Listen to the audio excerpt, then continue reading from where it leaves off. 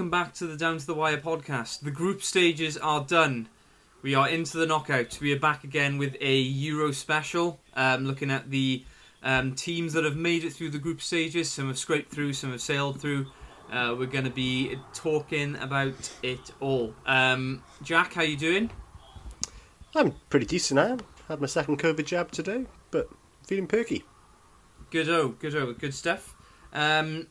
For those who don't know, Jack did a special podcast, really, because we haven't really talked about cycling on this podcast before. But you did one with Aaron, didn't you? On the Tour de France. So if you're interested in cycling, why not take a listen to that? As it's a Euro podcast, we've got our special guests back. Josh, how are you doing? I'm fine, thank you. Good to be back. Good stuff. Thank you for coming back. And we've also got Dav. How you doing? Yeah, well, thank you, Jack. In just taking a moment to recover from a frenetic fortnight of football. I know. We were saying before this podcast started, weren't we? Don't really know what to do with ourselves. No football on, and then we were like, well, record a podcast talking about the football, is it? There we are. So yeah, we're going to kind of go through perhaps each of the fixtures. Some tasty ones, I think, considering we're not that. Well, we're literally at the very start of the knockouts, and obviously Wales are through, which is fantastic. Well, for us it is anyway, because we're all Welsh. So we'll just dive straight in, shall we, Jack? Let's do so. Do you want to kick us off? That's okay. First, I've sort of gone in sequence of sort of left-hand side of the draw to the right-hand side of the draw as we're going to chat about these. But the first one up is Belgium versus Portugal. Belgium topped their group. Portugal finished third in their group. But arguably, you could probably say this is the best tie of the knockouts so far. Some might argue England-Germany, but by and large, I think this is going to be probably the best tie in terms of entertainment. Belgium do go into this game with 2 days extra rest. Maybe that'll play a part, but they'll have the top two scorers so far this tournament. Actually, not top two. No, they are top two, you could say, but Lukaku's tied with quite a few people for second. But Belgium have the third best defence, Portugal have the fifth worst, so we're pretty much guaranteed to get some goals in this game, for sure. Do you think this game is going to become a shootout between Lukaku and Ronaldo, or sort of going on that sort of defensive side of things? Do you think it's just going to be which defence makes the least mistakes? Oh, so that's a question. I mean, the last podcast we did on this, we spoke about Portugal, didn't we? And we said how they were potentially dark horses, as in they've got a lot of talent around Ronaldo, which perhaps in the past they haven't had necessarily.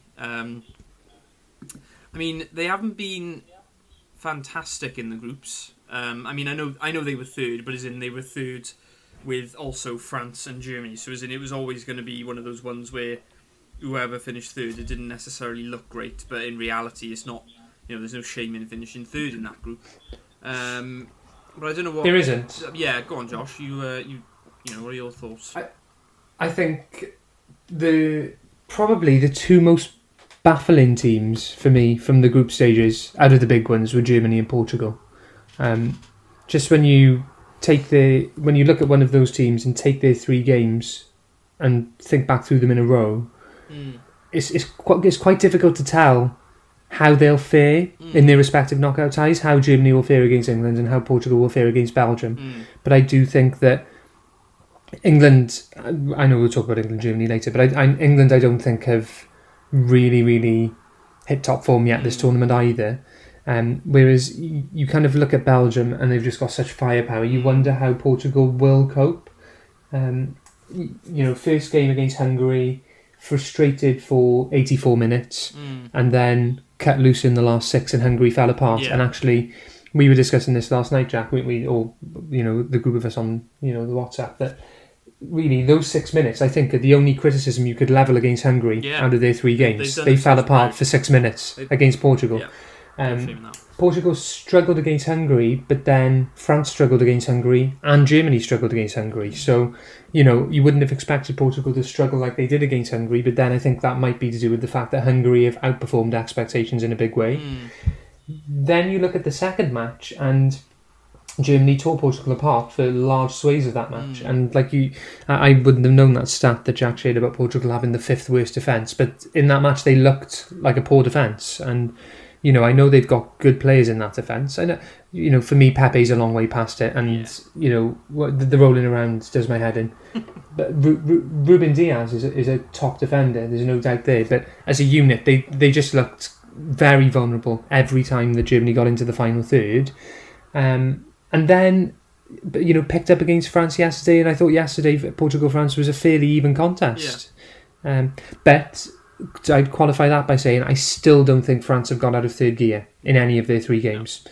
So how do you put in those 3 matches together? It's really difficult to tell where Portugal are at. I have Belgium as favourites, just because it is difficult to tell where Portugal are at. I agree that they look much more threatening now as a group rather than just we have Cristiano Ronaldo. They do have Cristiano Ronaldo, and Ronaldo's the top scorer in the tournament, but they do have other players who can break a game open. Having said that, Bruno Fernandes, as far as I can see, Bruno Fernandes for Portugal isn't the same as Bruno Fernandes for Man United. He didn't start yesterday. Didn't start yesterday. He did, and arguably Portugal looked a lot better when they played the midfield that they did yesterday. And who did they play yesterday? Moutinho, Renato Sanchez came in, didn't they? And I think Portugal looked a much more difficult team to break down with that midfield than they did with the midfield they played against Germany. I think Portugal, it's difficult to tell. I mean, they have Cristiano Ronaldo, and we say that compared with 5 years ago, they are a lot less reliant on him as an individual because they have more talent throughout the squad. But he is still the top scorer in the tournament, so that always makes Portugal a threat. But for me, Belgium are favourites, I think. Dav, would you agree with that line of thinking? I think I would overall say that Belgium, you've got to make Belgium slight favourites. I think. Yeah. Because we've mentioned Portugal's defence, but you've got to remember before the tournament started, Cancelo was ruled out with COVID, so that's been a loss for them. Semedo's come in, but he went off injured last night for Dalot, so they are a bit thin at the back, and Pepe. If Pepe's not playing, then you got Jose Font coming off the bench. So he's in his late 30s. We thought he was past it at Southampton, but he's just won League Earn this season, hasn't he? So yeah, they've got. I just think defensively, if you're gonna have your De Bruyne's and your Hazards, I mean De Bruyne played Did he play? He played most of the match against Finland, didn't he? He's got minutes under his belt, so he'll be starting against Portugal. I just think with Lukaku in the form that he's in, he's scored 3 goals in the tournament so far. That's a good return. Yeah. I think when you look at Portugal's defence versus Belgium's attack, I think Belgium's attack comes out stronger than Portugal's attack against Belgium's defence, because you could argue that the one weakness in Belgium's team is their defence. They don't have a lot of pace. Like their back line is older, like Vertonghen. Wasn't Vermaelen playing yesterday as well? Vermaelen played in the week. Whether he would play before Alderweireld. But still, when you're having to kind of that's the, as in with the greatest respect, Thomas Vermaelen was kind of in his prime probably about 5 or 6 years ago at Arsenal, wasn't he? Yeah. If that's your replacement, you are kind of a little bit thin, I think. Yeah, I think defensively is the one area where Belgium might struggle. But when you look at the goals that Germany scored, the first goal that Portugal scored against Germany on the weekend, it was such an efficient counter-attack. I don't think Belgium would leave themselves open to that. No. And interestingly, Belgium play with wing backs as well, which is the same system that Germany used. That's true. So, on paper, you'd have to think that Belgium would be more likely to win that game. But as Josh has said, you write Ronaldo off at your peril. Despite the increased quality around him, he still is kind of carrying the team. Everything that's happening is kind of going through him. So, I think I would go with with Belgium just, but as we've said with Group F, it was so up and down. You wouldn't want to. Yeah. You can't rule Ronaldo out, can you? No. Well, and I think it's one of those things as well, isn't it? Where, and I know it's slightly different, but like we were talking the other day about Wales at Euro 2016, weren't we? And that really, when you look at the games we played in the knockouts, basically we kind of turned it on against Belgium, didn't we? Up until that, it had not been particularly pretty. And then all it takes is one game, and almost the whole perception of how the tournament has gone has changed. And you think that all it would take is for Portugal to put in a really convincing performance. And they've got the individual talent to do it, I think, haven't they? But it's whether they can do it as a team, I guess. And then all it would take is one sort of very good game, and you kind of, they're looking a bit ominous, I think. Probing just a touch deeper into those sort of figures in terms of goals scored and conceded. Belgium only conceded one, but they're in a group with Denmark, who didn't have Christian Eriksen, Finland, who can't really score. I mean, they scored one goal in the whole tournament, and Russia, who, without the sort of drugs they were using beforehand, maybe back in 2016, aren't quite the same team that they were back then. And then if you got to look at it from the Portugal side of things, they've scored just as many goals as Belgium against a Hungary team that looked really alive, a French team that's just won the World Cup, and a Germany team that, still Germany. You know what I mean? If you look at it on that balance, they've scored just as many goals as Belgium in a much harder group, and even though they have conceded more, Belgium weren't playing in a particularly hard group, so I wouldn't be surprised. I mean, Portugal could come into this as underdogs, but they're still the holders, and they probably still got a little bit of a bark in their bite, you know what I mean? Yeah, it probably suits them as underdogs as well, in all honesty. I think you when you look at, again, going back to 2016, they were very much underdogs against France, and it suited them in the final, didn't it? So, absolutely.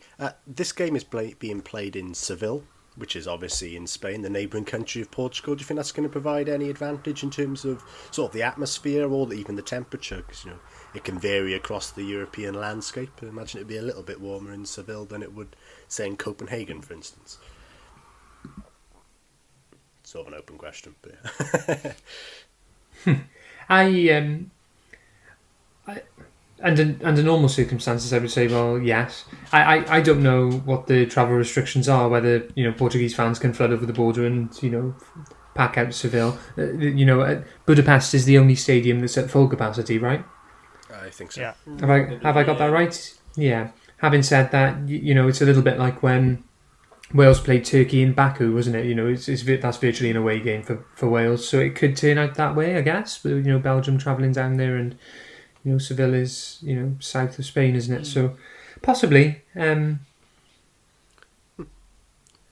Cool. Anybody else? I don't know. I don't want to get talking about the about the host cities and how everything has worked out. It all seems really, really weird. Yeah, and really, really lopsided as well. But that's a conversation for another day, I think. And that is also the opinion of a Welsh fan. So I'm happy to concede that. Yeah, I'm not sure if that is what will make if that element of it, without going into the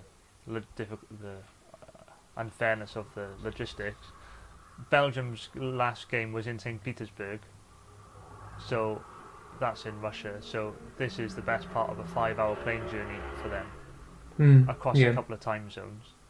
So, I mean, the professional player now, I think will probably be able to overcome that, but that is something which, obviously Portugal, they've been playing their games in Budapest, so they have got a bit of travelling to do, as all teams have, but that is quite the trek for the Belgium team. Yeah. It cuts down on preparation time and all of that. It eats into that extra 2 days they've got, doesn't it? Yeah. But you say, it's the time zones apart from anything adapting. Yeah. But when you look at their head to head, it's so equal. Like Belgium have won 5, Portugal have drawn 6, and there's been 7 draws. So you know, that is flip of a coin, isn't it? They are two very equally matched teams. Mm. So if let's say we go to Dav, do you think? Well, if you're going to give the prediction on this game, is this Belgium's? If you're going to put a standpoint now for our prediction for later on, would you say Belgium are winning this one? I would say just Belgium, yeah. Okay, we'll go with Belgium for that. Okay, moving on to Italy versus Austria. Italy topped their group, of course we know that because we are Welsh fans. We witnessed them win all 3 games without conceding a goal, and they actually scored 7 in that time. Austria finished second in their group, not quite with the same authority as, say, the Italians had in Group A, but yes, 30 games unbeaten for Italy, 11 in a row without conceding. Although Austria have intercepted more balls than any other team so far this tournament. Italy have intercepted the least balls so far. I don't know if that's going to pay any difference. Because they've capped the ball the most. Yeah, I was going to say that's probably why. But That's a niche stat, that. Fair play, Jack. yeah, Doing a it was good job quite there. hard to find a stat for anything, any glimmer of hope for Austria. But I just personally, I can't really see any chance for Austria in this one. But we have seen some upsets in this tournament so far. Of Hungary sort of managing to go undefeated against the previous 2 winners of the World Cup. Scotland managing to hold England to a 0-0 win. Do you think Austria have what it takes to cause an upset, or is this just going to be a one-sided affair?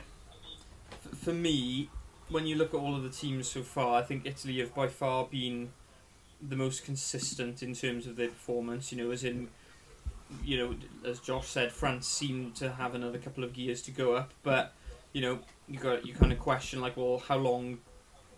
You know, are they going to leave it? As in, they got to start turning up soon because you get into the latter stages of the tournament. You know, you're playing much better sides, whereas Italy seem to have hit the ground running. And you know, particularly, I know Wales ended up being down to 10 men. But, you know, they made, I think, was it 8 changes against Wales? Yeah. You know, so that's And a worth keeper considering as well. You know, that's worth considering that they're going to have players rested. They're going to have different options. So for me, I don't think it's as much that Austria aren't good enough to cause an upset, but I think it's more just a case that for me, Italy look they look the best side of the tournament so far. I think. I agree with that.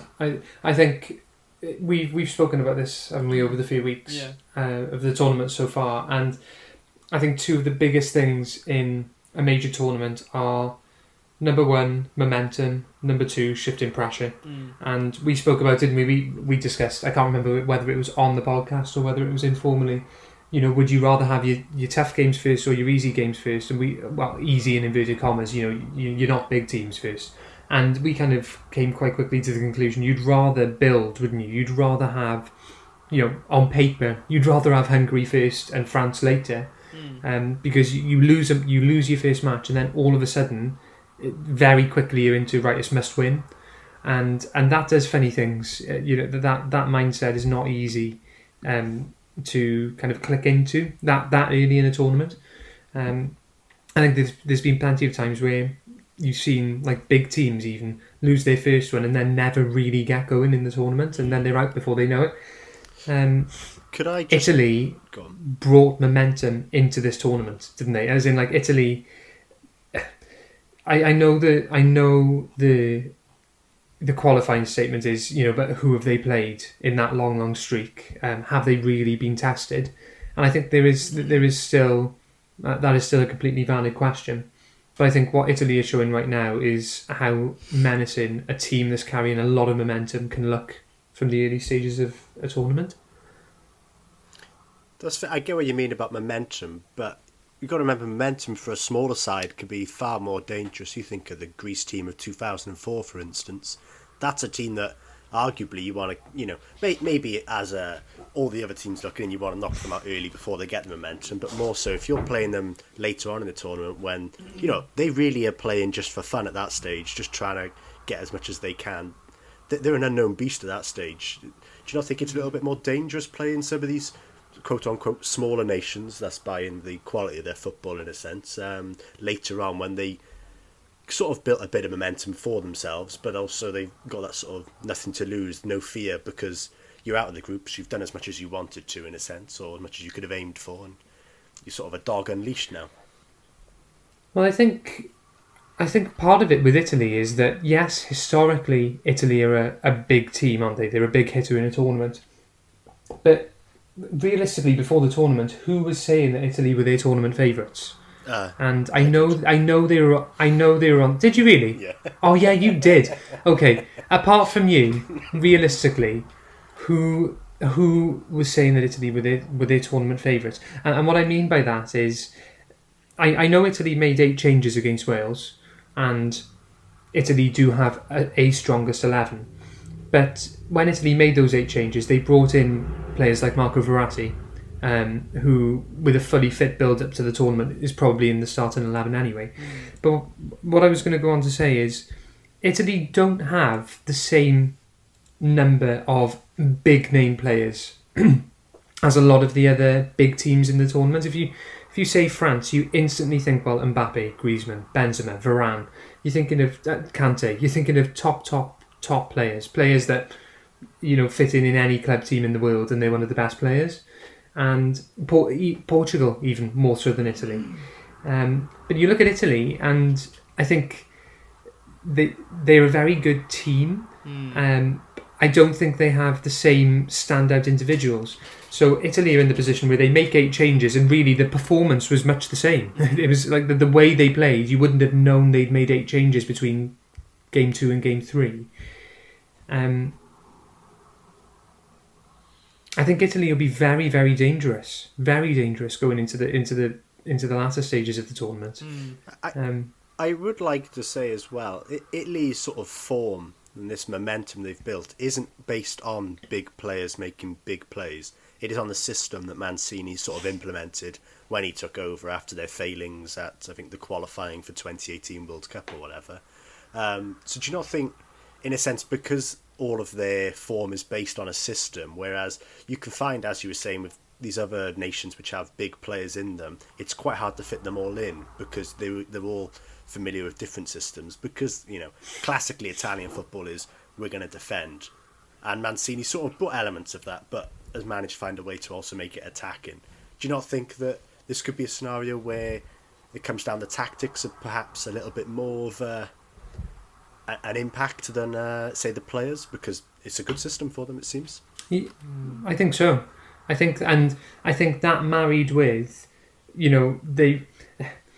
when I talk about momentum, when you go 30 games unbeaten, you subconsciously you're almost forgetting how to lose. You forget what losing feels like. And Italy, at the moment, I think, are that team who have forgotten how to lose, and they're not bulletproof. Italy have gone 11 in a row without conceding, but let's face it, Gareth Bale should have finished a sitter against them, and then all of a sudden that 11 game streak is gone, or 10 game streak as it was then. So I'm not saying Italy are bulletproof. They're not.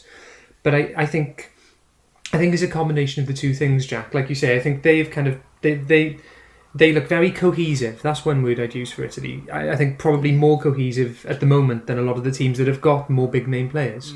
But it also looks like it's built over time, and I think Mancini has over this 30 game unbeaten streak kind of honed and chiselled and built, and they look like a well-oiled machine at this point in time. And I think, probably a combination of the two. That kind of strong emphasis on system rather than individuals, and also the fact that they've built momentum. and they hit the ground running. I know the first half they played in the first match against Turkey, I think they looked nervous, but then the moment they kicked into gear, they haven't. It looks like they're not really looking back. They're just motoring forwards, Whereas, like you say, take France, who I think it would be fair to say are the most star-studded team in the tournament.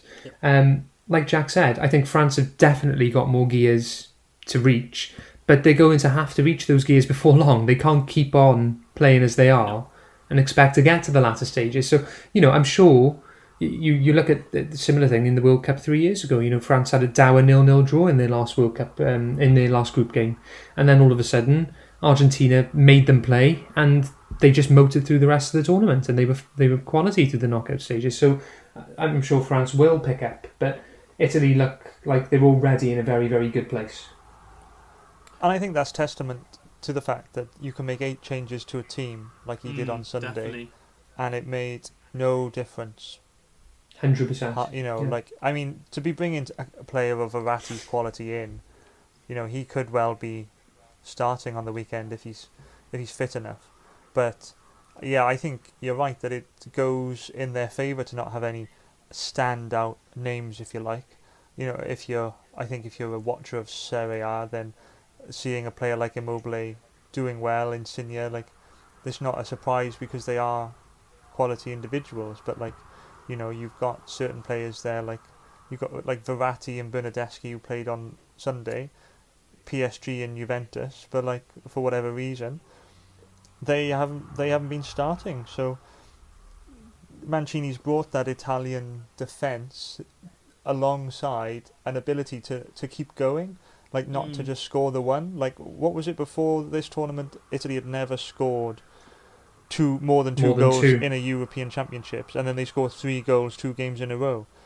There is that attacking element to it, which is why I think, you know, for all you might want to back Austria to cause an upset, and they'll give it a good go, but Austria have, I think, with some smaller nations, you can still see how they could cause an upset. Like, you take a team like Wales in 2016. We were a small nation, but we had a style of play which was resolute in defence, and we had pace on the counter attack, and we did have some quality up front, and that's kind of what we're looking to again this time, isn't it? But with Austria, you've got to say they might well be solid, and they're a well organised unit, but they scored a couple of goals against North Macedonia, didn't score against the Netherlands, and then score from a set piece and grind out a 1-0 against Ukraine. So going forward, like, they won't be able to just sit in for 90 minutes. For me, the issue isn't can Austria give it a game. I'm sure it'll be tight, but I don't think, for me, Austria don't have enough going forward really to be able to cause enough. I don't think Italy look at Austria and go, gosh, that's going to be a harder game than Turkey or Switzerland was. I just think that they'll see them off in a similar manner, efficient. They'll have most possession of the ball, and you know, I wouldn't be surprised if it's something like a 2-0. It'll be tight, but I don't think it'll be nervy for the Italians, because I don't think Austria offer enough going forward at the end of the day. No, I would agree with that. I agree too. I think it would be the biggest upset of the tournament so far, by a distance. I think it would be the biggest upset of this round if Austria were to beat Italy. Yeah, probably agree. Well, I just taking a quick glance, I probably definitely would agree with you. Unless maybe the Czechs beat. No, I will agree with that actually. Yeah, the Italians are just so smooth. They're like a ship on the water. Nothing's stopping them at the moment. Yeah. That was the other one I looked at, Jack, actually. I thought, if Czech Republic beat the Netherlands, that would be a bit of a surprise, but not as big a surprise as Austria knocking Italy out. The shock factor more for that one is the fact that Czech Republic are a lot lower down than Austria, in a sense. So you know what I mean? Maybe it's a bigger step up, but the Netherlands aren't quite on the same level as the Italians. So Josh, being as you've spoken the most about this, are you predicting an Italian win or the Austrian win for our predictions later on? Oh, tough one. That was a joke. Italy. I was going to say, tough one. Not going to even answer that. Yeah. After all of that debate, to be like, I don't know. Really not non-committal. Yeah. Alrighty, moving on to France versus Switzerland. Arguably, you could say this is, well, I don't know it's probably equal with the Italian-Austria game in terms of perhaps you could say one team is going to go into this with probably one of the bigger favourite tags on them. But yeah, France topped the group of death with a win, 2 draws, 4 goals and 3 conceded. Switzerland finished third in their group, just the 4 goals scored for them, the same as France, but they conceded more with 5. But Switzerland do go into this game with an extra 3 days of rest. Do you think that's going to pay dividends in this game, or do you think the squad depth and the class of France is going to show as World Cup winners? This is for anybody. I should really target these questions at somebody after I say them. Go on, Jack. Let's go with pick Jack. Someone. Okay. I'll go with you, Jack. Yeah. It's a tricky one, this, because, like, at the end of the day, I think, myself included, have perhaps underestimated how good Switzerland are. And am I right in saying they're in the top 10 in the world? 13th in the world. Oh, are they? Okay, so they're not top 10 in the world. So they're close to top 10 in the world. Close enough. They've got a couple of danger men. I mean, I think, again, the thing for me really does depend on... It depends on whether France turn up, because I think if they play as they have done, I think we could have a shock on our hands, because I don't think they've been particularly convincing so far, France. Like when you look to the Germany game, as in they basically scored their goal and then just shut up shop for the rest of the match. Switzerland had a fairly solid win towards the end of their group. Could they take that momentum forward? I mean, if you're going purely on paper, I think obviously you'd naturally go France, wouldn't you? It just basically, I think it just depends on whether France actually go up a couple of gears. If they don't, they may still get through, but I think the longer the tournament goes on, the more likely they are to be picked off if they don't turn up. Personally, my thoughts. That's fair enough. I'm not sure how much of a difference the rest days will make, really, because France played Wednesday night and they're playing on the Monday, so Wednesday to Monday is longer than you'd have between club games if you were playing in Europe. So you look at the quality of the players France have got. I don't think there's too much difference there, really. You could argue that Switzerland have got more time to put a game plan in place and to give all of their energies to the game, which that's true. But when you look at the quality that France do have, I still think it's got to be a case of France will have to play poorly for them to not go through. Yeah. I can't. There'd have to be some kind of shocking mistake, or somebody would have to get sent off. Something would have to happen, I think, for Switzerland to overcome France because of the amount of quality they've got. Yeah, Switzerland showed in their last game against Turkey that they are potent going forward, but I don't think we can judge too much on how a team plays against Turkey, because overall Turkey are the winners of the most disappointing dark horse of any international football tournament ever, aren't they? Absolutely, yeah. Whoever came up with that one was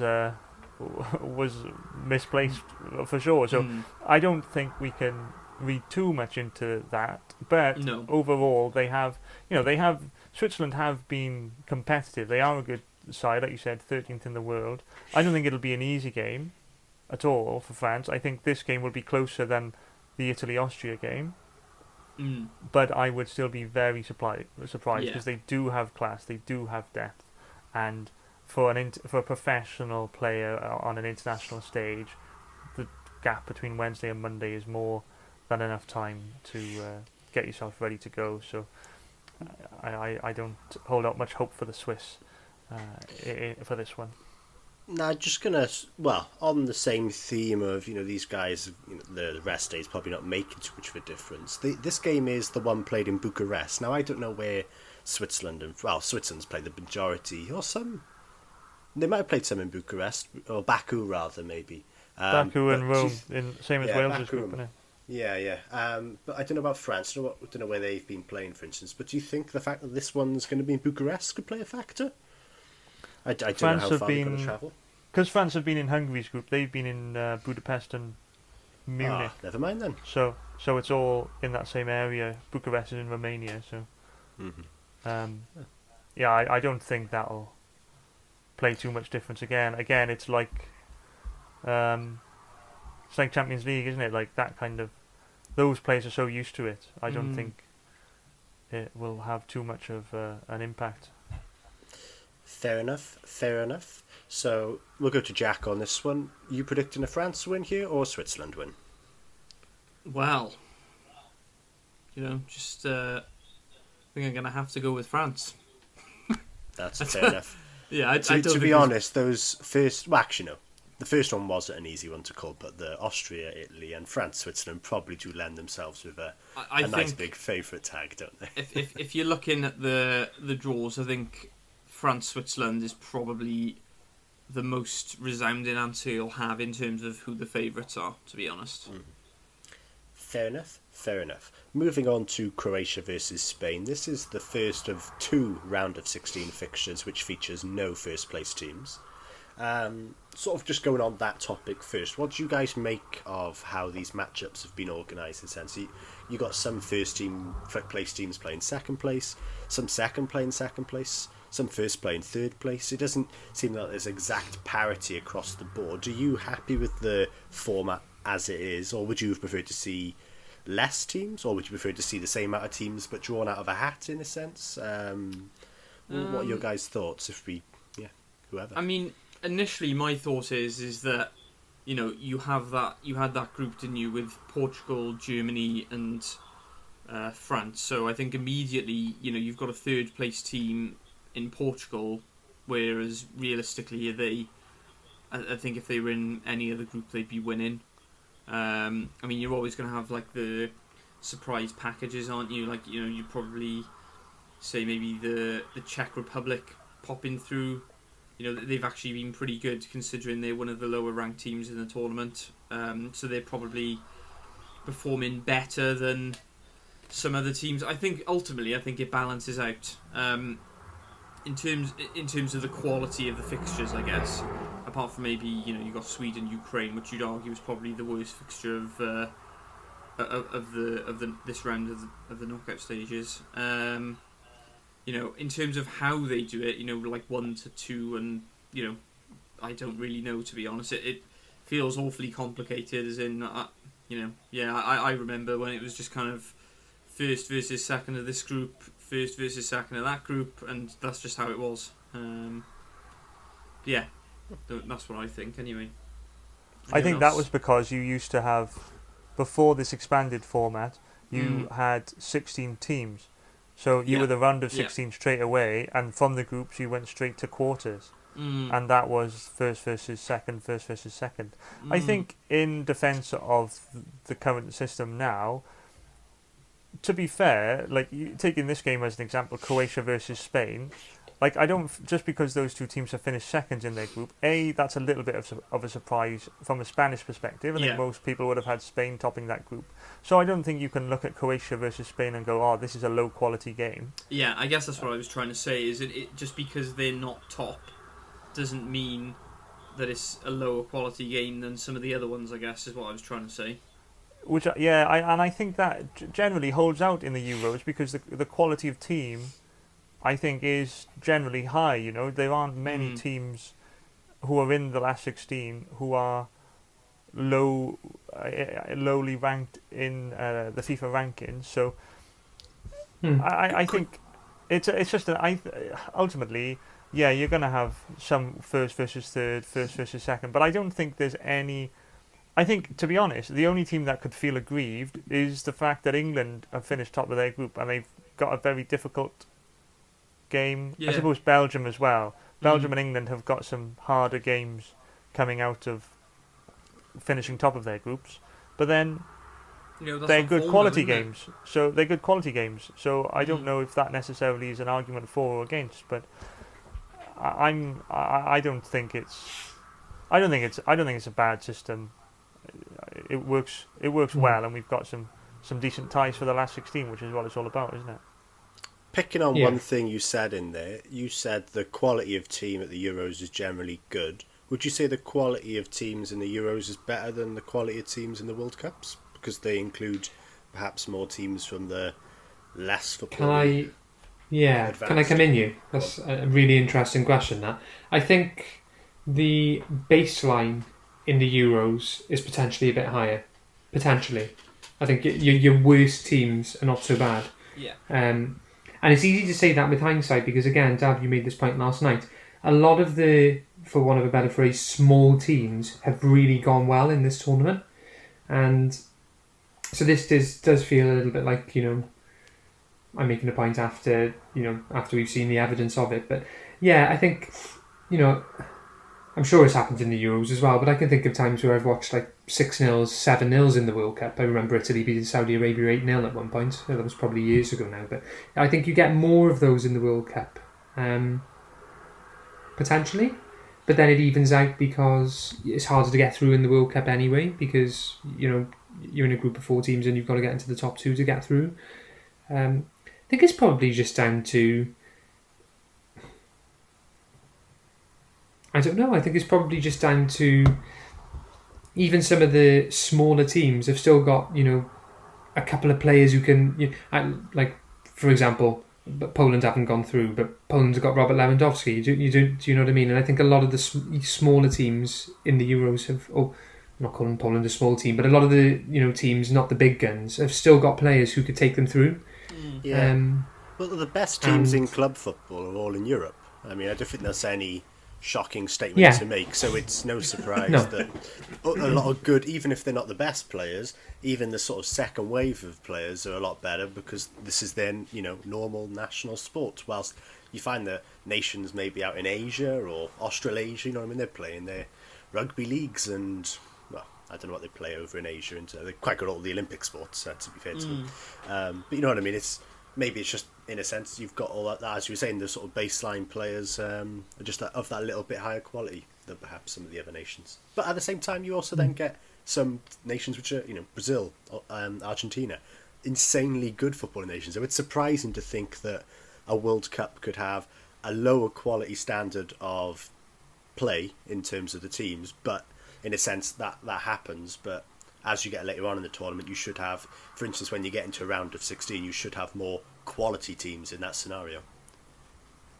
Yeah, I think it's more from the perspective of, there's not been any games in this tournament where you look like, I suppose Spain hammering Slovakia 5-0 is like the exception to the rule, but North Macedonia, they were in for the first time, they didn't get hammered, they lost 3-1 and 3-0, but they weren't, I guess that's the point. Like, you've got some games in the World Cups where, with the greatest of respect to these other countries, which often would, show up and put up a fight as well. But if you're in a group with New Zealand, for example, I don't think anyone's expecting New Zealand to get out of that group in a World Cup. The same as your North Koreas and Saudi Arabia or whatever those teams are, Trinidad and Tobago. Those kind of teams are they're at the World Cup and they're enjoying the experience, but so that's it. Yeah, you don't have as many of those kind of games in the Euros. I don't think, even if you think of all of the groups that there were, most of the groups going into the last round of games, they were tight, weren't they? Most of them, the positions were still up for grabs. But I think you're right, Jack. That is primarily connected to the fact that the best leagues in the world are in Europe. So, you're probably better off playing in the championship than you are playing in the higher level leagues in Qatar. In Qatar or whatever the example might be, because it is more physical, it's more competitive, and so obviously you're not. The World Cup is the pinnacle. But you've got more teams in it because it's more representative, and so I think that would be the reason why.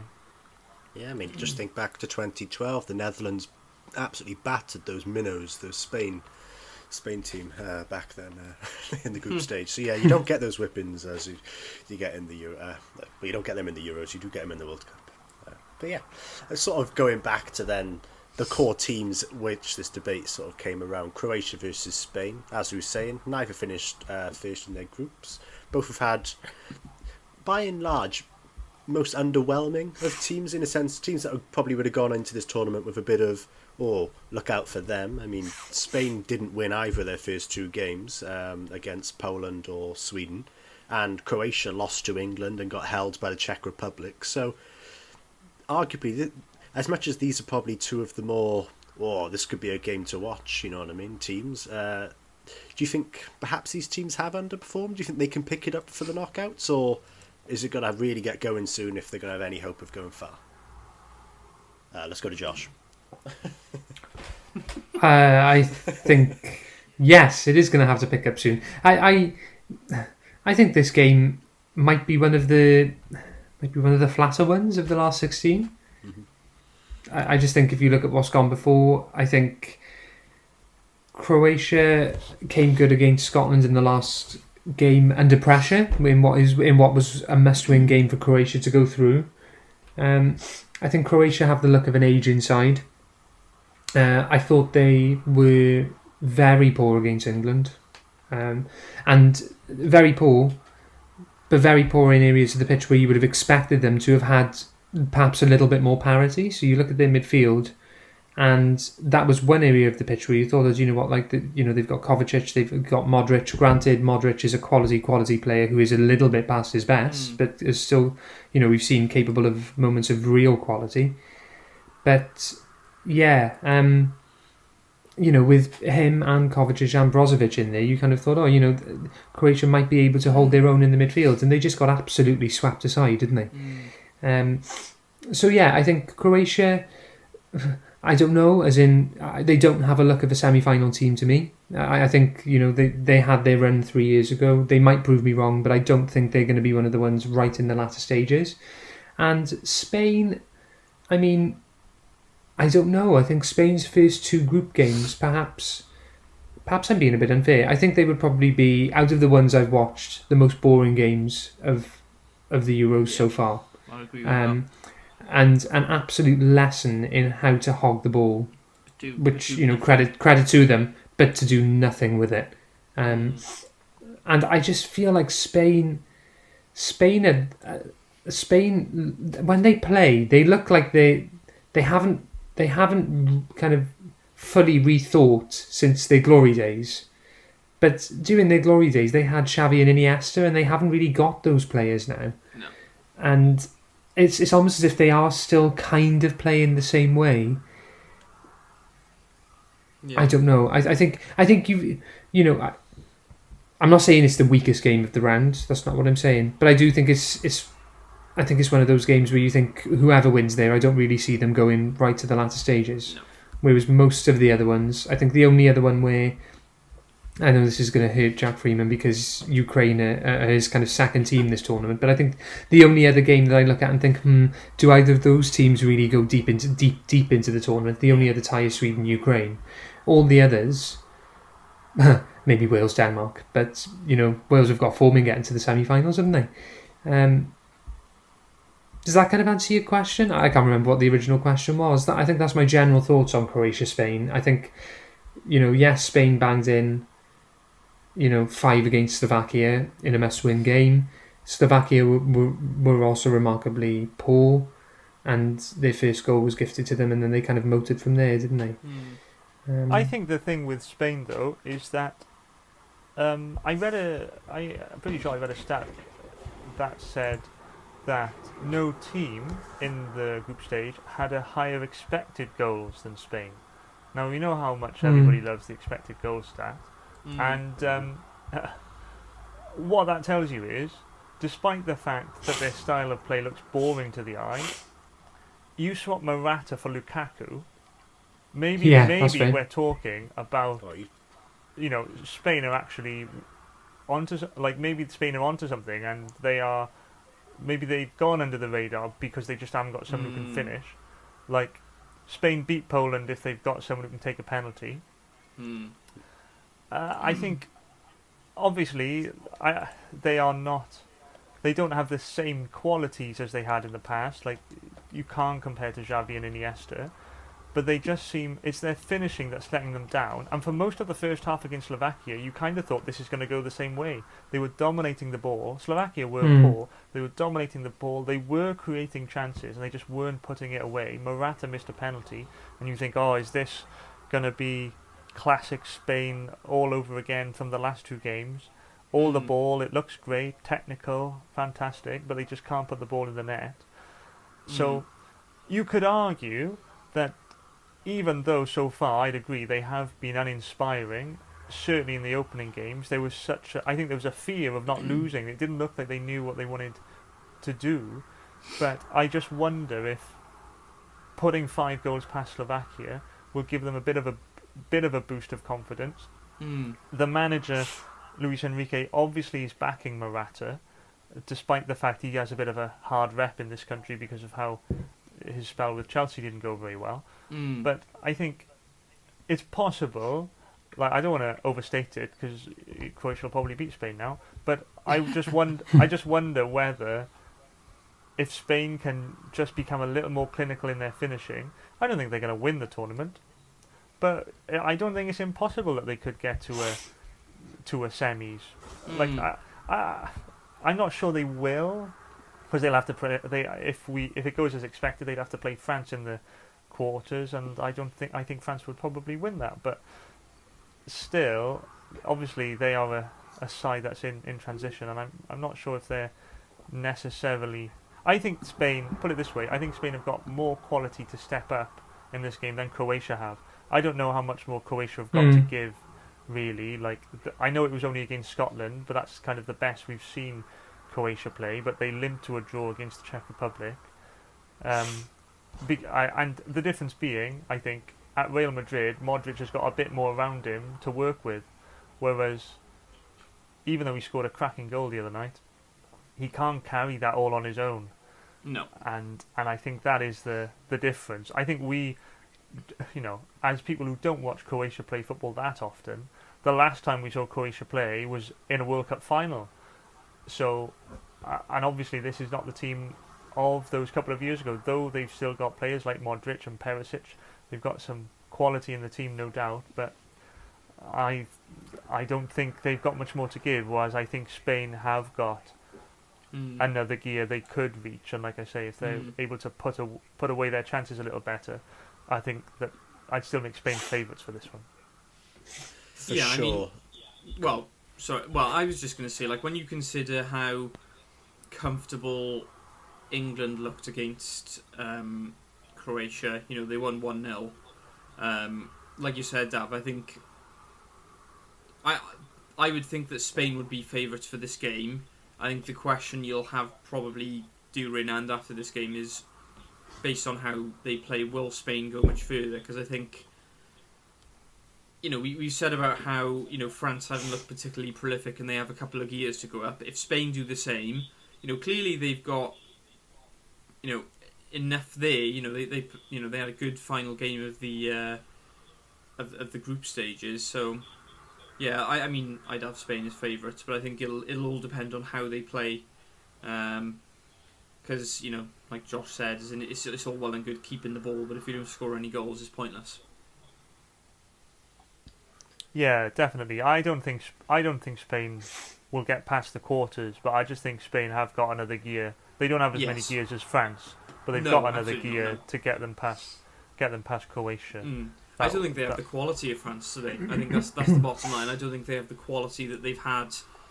As in, like, when you look at Spain when they won the World Cup in 2010. Okay, like, in terms of possession, it probably wasn't too different to what we've seen at the Euros. But then they have players like Iniesta, David Villa. Those players who can play with ball at feet and go forward and can, create something and be really clinical in front of goal. Whereas Spain seem to keep the ball. Well, clearly they keep the ball very, very well, but they don't seem to have that calibre of player to kind of cut a team open. And I think that's when it becomes a little bit not dangerous for Spain, but you know what I mean. It becomes a little bit, inefficient. Well, it becomes inefficient because you just pass the ball side to side and not going anywhere. I think that's a fair way of describing Spain. I'm happy to go with Spain as favourites there.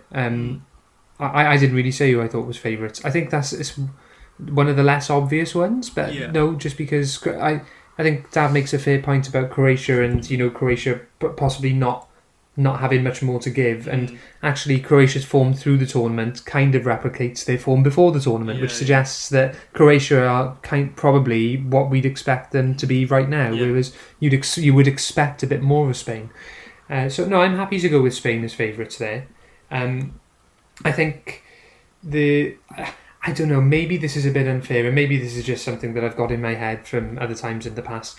Spain also have the little bit of a look of a soft touch to me. Yeah, maybe. And by that I mean, I know I'm only really honing in on homing in on one section, one chunk of their group games here, but like they kind of held the ball against Sweden, held the ball. Morata had a big chance and completely wasted it, and it was a really, really good chance.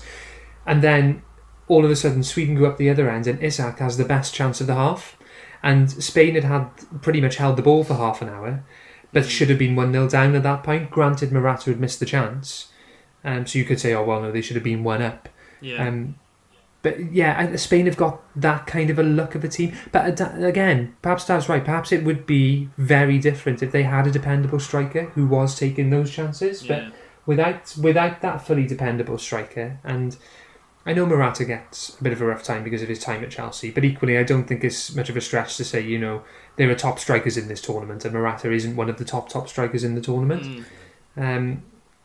So, yeah, I just remember that first game watching Spain-Sweden and getting to half-time and thinking, realistically, Spain possibly should be 1-0 down for all of their intricate play, for all of their, retaining the ball, playing possession, which they do brilliantly. I just wonder whether Spain are a little bit like that, I guess. And the last thing I'd say is defensively, I don't think they're one of the most solid teams in the tournament either. I thought Sweden, really made them look vulnerable for a lot of that first match. And I think that's because they are missing. Like you talk about the soft touch. You think of the teams over the last 10 years. Puyol.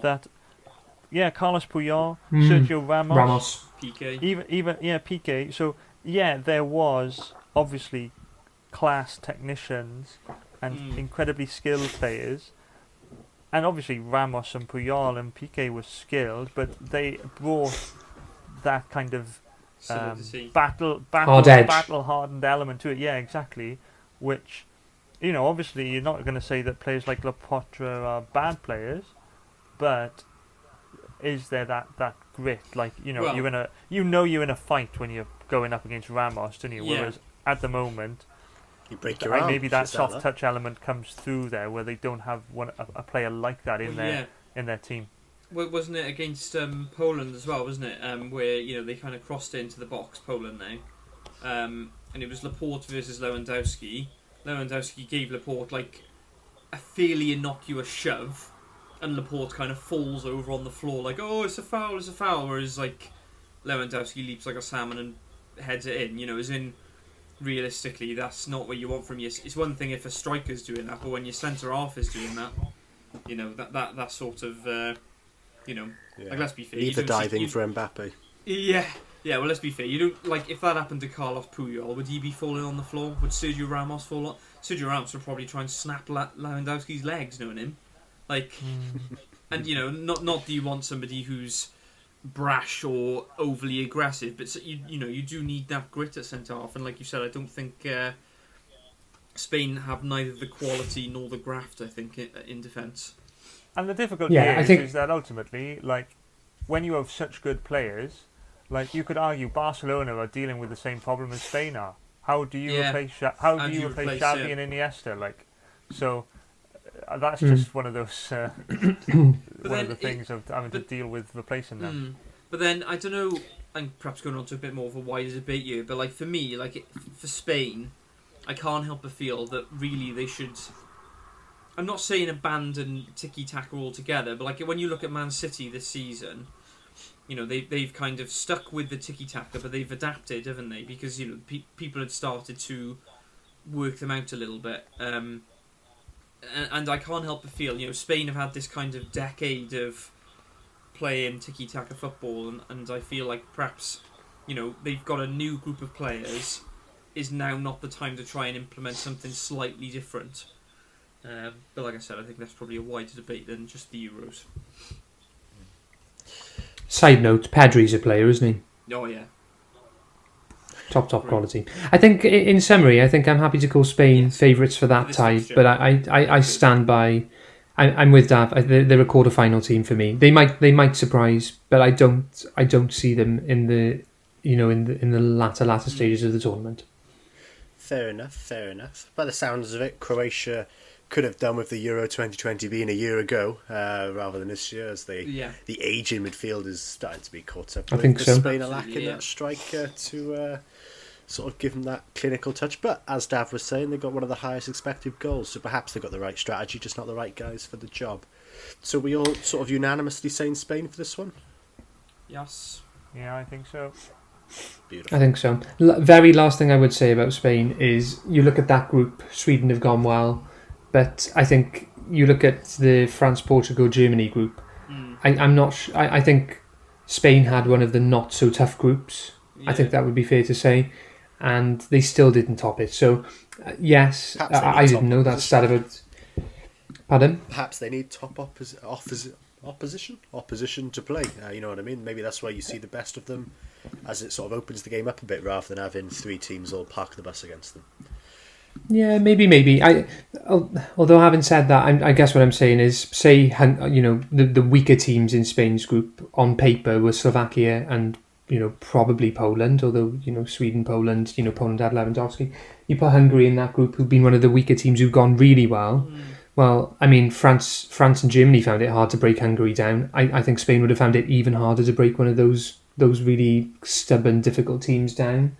Whereas Slovakia just went away against them, didn't they? So, yeah, I think Spain have done, not terribly, but have done okay in one of the groups that you probably would have expected them to do really well in. Fair enough. Interestingly, if Spain do get past Croatia, that'll be their first quarter-final since 2012. Had a major top competition, which, that did surprise me. 9 years, yeah. So clearly, that tiki-taka style of football wasn't working. Anyway, moving Stopped on working to 9 years ago, but worked for the 5 years before that. moving on to the other side of sort of the tree. Starting with England versus Germany. Jeff Hurst hat-trick wins England their only World Cup to date. Gerd Muller takes the World Cup back 4 years later. Frank Lampard scored a goal which never was in South Africa 2010. This has not been an uneventful fixture. England have won 13 of them. Germany have won 15. There's been 4 draws. This is a Wembley, 40,000 fans. I can only see this going as a 0-0. The rest of you. Well, I mean, if the Scotland-England game is anything to go by, This is a brilliant tie, isn't it? Yeah, in the last 16. This is a fantastic tie. I mean, which we knew there was the potential for because of the strength of that group of death. It was always going to be England, Germany, England, France, or England, Portugal. Apart from when it was going to be England, Hungary last night. But in our heads before the tournament, it was always going to be something like this. But hey, England, Germany in the last 16, that's a brilliant tie. Meaty fixture, isn't it? I mean, look, there's a lot of unknowns to me in this. Now, Germany's kind of formation, I guess, has been a bit of a talking point, hasn't it? Because they've been playing with the 3 centre halves and 2 wing backs. One of the wing backs being Kimmich, who is this season been playing in midfield for Bayern Munich, and then you've got Gossens on the left, haven't you? Kind of providing the width. Now, obviously, it seemed to work very well against Portugal. As in Germany scored a lot of goals. However, against France, it looked a little bit blunt. There seemed to be a lot of pressure from Germany in that game, but not a lot of, they didn't get much reward from it. And then obviously in the final fixture things didn't quite go as would have been planned, I guess. Equally you've got England who, let's be fair, haven't quite, they've qualified, which is all that's what you've got to do. That's the first hurdle, isn't it? But they haven't exactly been vintage going forward. I thought Saka was fantastic for England the other day. And personally, I think he should start ahead of Foden. He just looks a little bit more potent. And I think the big thing is when you look at Germany's centre halves, you'd fancy Sterling, Saka. You'd fancy those kind of players against Mats Hummels and Rudiger. And for me, Rudiger's the weak link there. Is in just not vintage, should we say? So basically, I guess what I'm saying is in you've probably got 2 teams who ultimately have players that are better than what they're currently performing, if that makes sense. They've both got a lot of talent, but for example, you got Harry Kane still yet to score. Obviously, there is an element which he can only score when he's provided the ball, which doesn't seem to have happened a lot. Equally, you've got Germany, who I'm not sure who they played up top in their last game, but they've played Gnabry through the middle, they've played Muller through the middle. You know, not necessarily got an out and out striker who's going to score you a load of goals. So very interesting fixture, I think. Very interesting. I think what you said about there being unknowns, I think that's spot on. I think when you look at these teams, I think a lot of times in the past these teams have played each other, and there've been an awful lot less unknowns than there are this time. I think if Germany play like they did against Portugal, they will cause England big problems. Equally, I do think Portugal were poor defensively against Germany. So I think Germany, you know, Goretzka came back in their last group match. I think Goretzka makes that instantly makes that a better midfield. Adds a little bit of youth, adds a little bit of muscle. England, I think England are favourites. That's interesting. I think England are favourites. I think Germany, I think will relish coming to Wembley. You look at a lot of the German sports publications and newspapers today. Germany are looking forward to going to Wembley. Like all of Germany's newspapers are saying, we love this fixture. We've gone well in this fixture. We've gone well at Wembley. So I think Germany will relish going there quietly. I think England will be the favourites, but I do think there are question marks over England as well. The first question mark I have over England is selection, and we were saying this the other night, weren't we? And I think we all agreed Southgate is going to get stick whoever he picks at this point, and I think that is partially down to the fact that he hasn't stuck with. He's got an embarrassment of riches in terms of talent. Gary Neville after the match, after the match against Czech Republic the other day, was like, "Oh, we're not going to go and outplay the big teams in this tournament." I thought that's a ridiculous statement. Maybe he's trying to play down England's, trying to play down hype. But England have got an embarrassment of riches.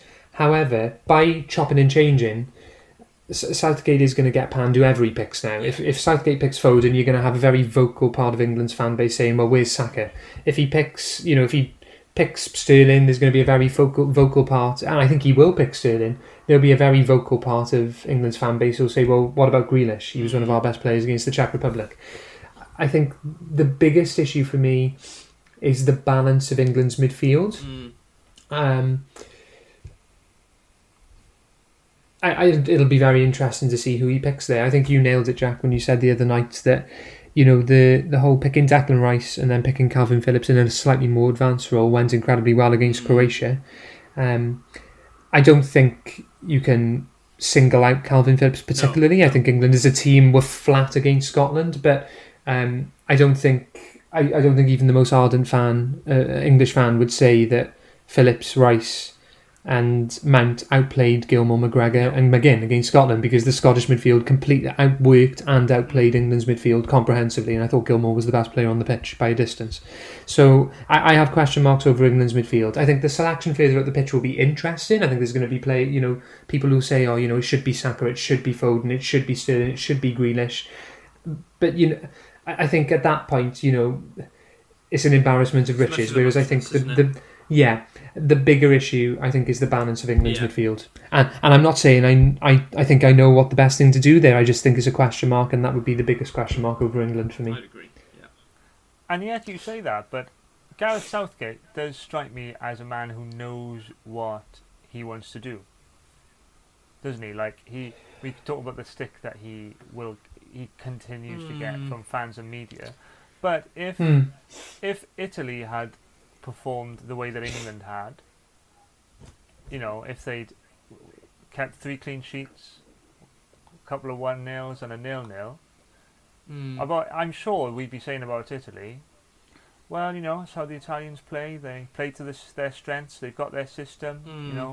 They're efficient, and you wonder if, of course, England have got an awful lot of talent. What they have on their bench, most other teams in the tournament would be very happy with that. Yeah.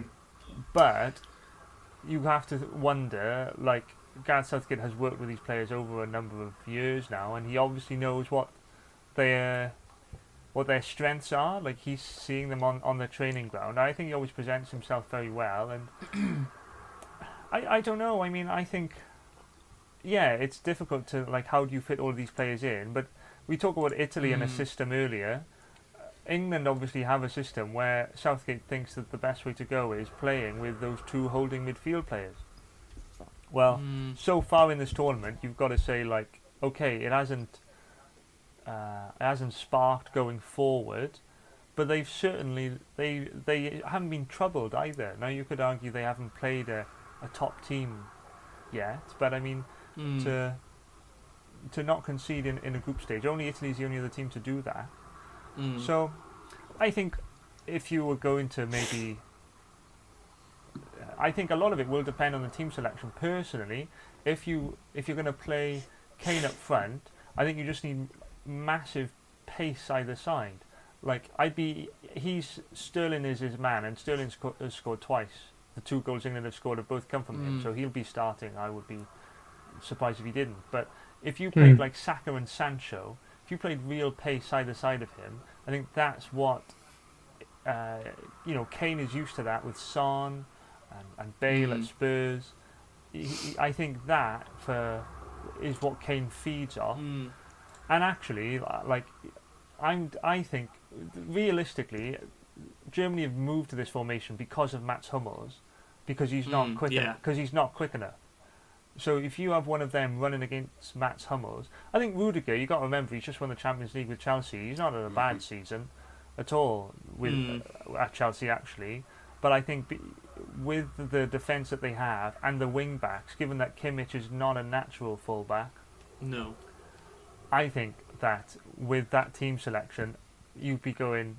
I think you've got to go pace out wide, and then you want to be bringing your Fodens and your Grealishes off the bench for this particular game. I think in other games you'd start Foden before Saka, but in this particular game, I think they need to have that pace out wide.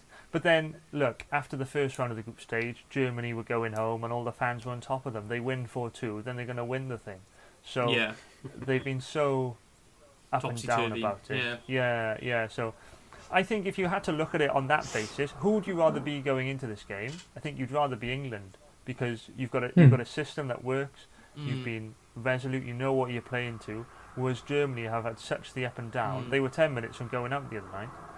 So I think it'll be tight. It'll be nervy. I think I would be surprised if it was more than like a 1-0 either way. I think an extra time with this game wouldn't be out of the realms of possibility, actually, because of this is Joachim Löw's last tournament with Germany as well, isn't it? So he wants to go out, having been with them for so long. It's like 15 years he's been managing them, so he's going to want to go out on a high. So I think it's going to be fascinating. But at least we have goal line technology now, so we won't be having a Lampard of 10 years ago.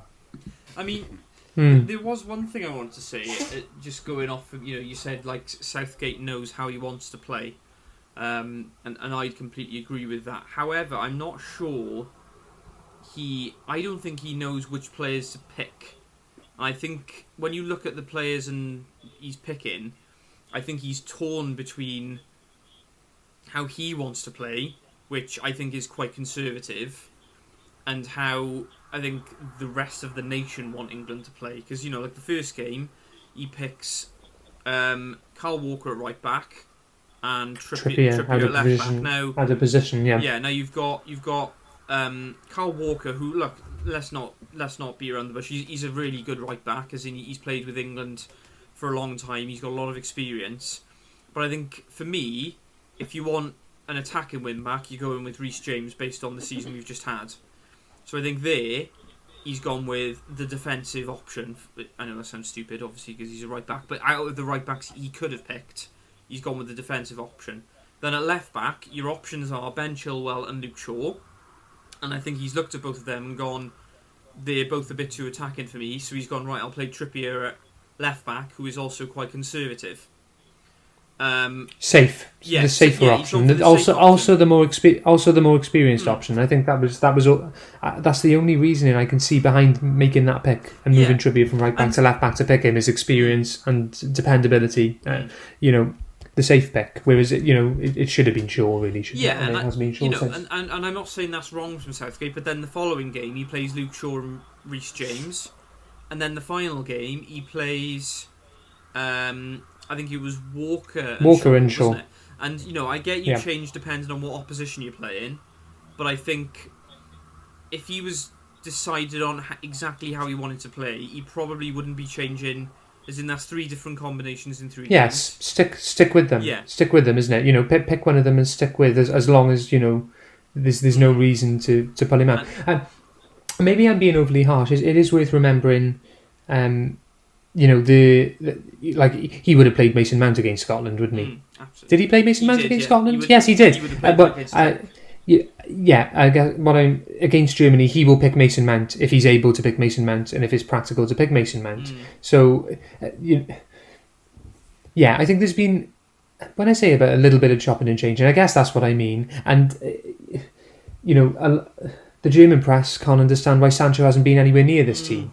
And there's an argument there as well. Like Dav said, Sancho probably brings the real pace that creates a little bit more of a chance for Harry Kane. And, yet he gets a cameo in the last 10 minutes against the Czech Republic, and that's all the football he's seen in the group stages. So, I think there's question marks over selection.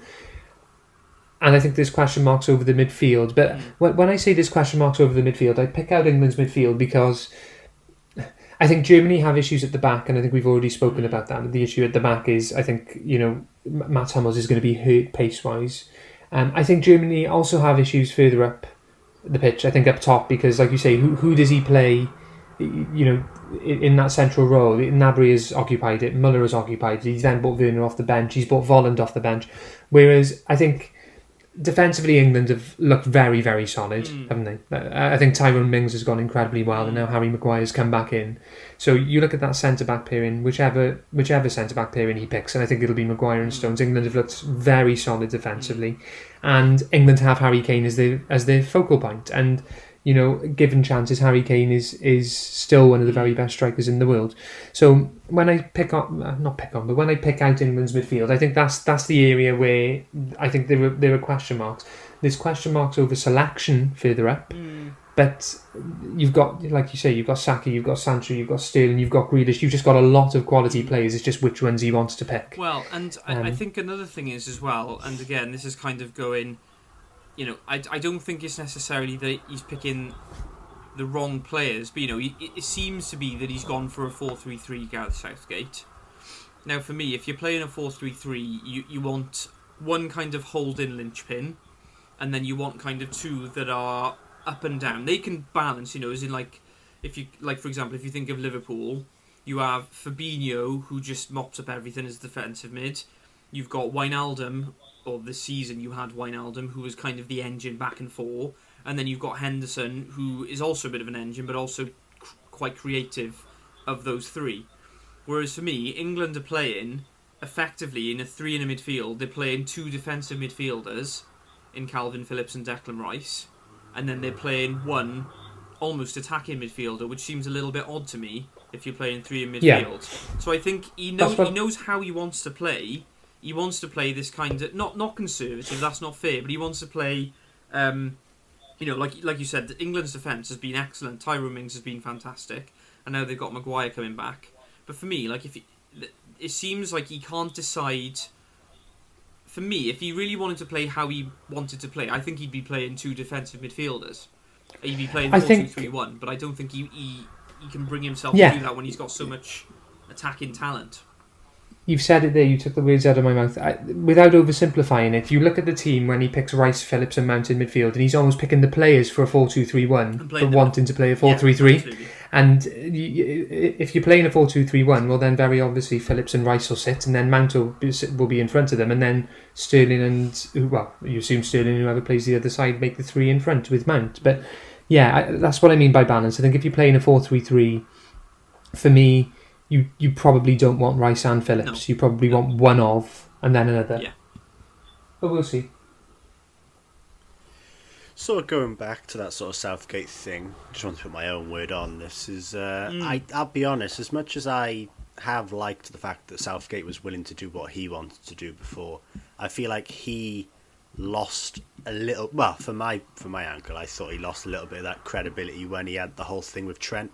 I don't. Well, I don't know what I prefer. I like his thinking in the sense of if we're going to go defensive, don't pick Trent. But when he sort of buckled and went, yeah, I will pick Trent because everyone's sort of saying it, I don't think he wanted to take Trent. And I think not saying he's glad he was injured, but I think it was sort of a very happy coincidence for him that he's like, oh, okay, now I can do what I want to do, put my own stamp on this in that scenario. But I feel like he buckled at that moment. And I think since then he's been second-guessing everything that he's wanted to do, just with what will not displease all the England fans in a sense. But that's just my own 2 pence. I mean, the thing with Southgate is, and you said it already, Josh. He's damned if he does, and he's damned if he doesn't, because he's got so much attacking talent. You know, you're going to have City fans going, "Oh, Phil Foden's got to play," and then, like you said, you've got the Germans over the pond who are going, "Well, hang on, Jadon Sancho's record, stats would suggest that he's got to play." So, yeah, I agree with you there, Jack. You know, I think he's I think what he's done, he's tried to go for a happy compromise. And I think in the defence, I can understand why he's done it in terms of, you know, the wing-backs, you know, more conservative, more attacking. But in the midfield, for me, I think he's trying to fit 2 defensive midfielders and an attacking midfielder into a 3 across the midfield. And for me, you know, it works against Scotland. Well, I say it works against Scotland. It didn't really. It worked against Croatia. It was okay against Scotland, but didn't really do a lot. And for me, I think against Germany, you know, he's got to change it. Personally, that's what I think. Ultimately, the fact that Mason Mount probably isn't going to play, well, I say probably isn't going to play, I don't know what the time period would be at that point, but if he's not, I feel like the decision may be made for him. I think what I would say though, on just one final thing, is what you've got to remember is before the tournament, what was it everyone was saying was England's weakness? Goalkeeper, back 4. So, and, you know, England are great going forward. It's the defence and the keeper you need to worry about. Southgate's addressed that, and now he's getting stick for addressing that. So, who would be a national manager? Well, yeah, but that's the thing, though. I don't think... I guess that's what I'm saying. I don't think there's anything wrong with the players that he's picking. But for me, if he wants to play Calvin Phillips and Declan Rice, he's got to play them at both at defensive mid. Because I feel like Calvin Phillips is at his best at defensive mid, as is Declan Rice, and then that opens your options up a bit further up the field, is what I think. So, going on what you think, England or Germany? Germany. I think it'll be Germany, to be honest. After all that, I do think it'll be Germany. I think they've shown just about enough to kind of do one over on England. However, I think if England do beat Germany, I think that's a little bit of a statement for England, really, because I know Germany haven't played particularly well, but that's solid opposition to beat in the round of 16. And it's worth noting, whoever wins this, I think the draw opens up for them slightly. Yeah, definitely. I think this second half of the draw that we're talking through here, I do think it's the less loaded side of the draw. And again, Jack, I hate to take a swipe at Ukraine. I think Ukraine have been a really good value to watch. But you look at the draw, and I think the winner of the England-Germany match, realistically, you're then expecting them in the semis.